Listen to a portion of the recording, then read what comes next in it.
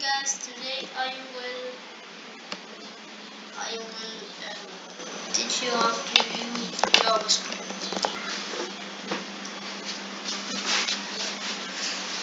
Boolean is true or false. So let's go. And that's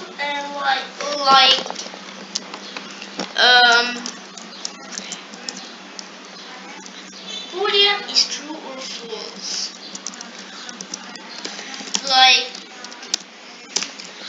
Like this could write here.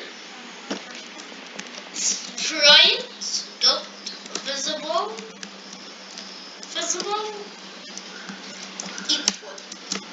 equal what? It can be true or false. But I want to make it false. Okay. So that's all. And goodbye.